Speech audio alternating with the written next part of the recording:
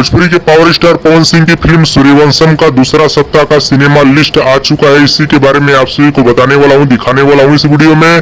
तो वीडियो को लास्ट तक देखते रहें और जो लोग मेरे चैनल को भी तो सब्सक्राइब नहीं किए हैं वो लोग कर लें, क्योंकि हमारे चैनल पर भोजपुरी का हर खबर सबसे पहले आता है। तो दोस्तों अभी सूर्यवंशम फिल्म के प्रोड्यूसर प्रशांत निशांत उज्ज्वल ने दूसरा सप्ताह का सिनेमा लिस्ट अपने सोशल मीडिया पे जारी किए हैं, जो कि आप लोग स्क्रीन में देख सकते हैं। और पवन सिंह की फिल्म सूर्यवंशम को दूसरा सप्ताह में 45 सिनेमा घर मिला है, जो कि आप लोग स्क्रीन में देख सकते हैं। जो कि भोजपुरी के पावर स्टार पवन सिंह की फिल्म सूर्यवंशम का क्रेज और बढ़ते जा रहा है।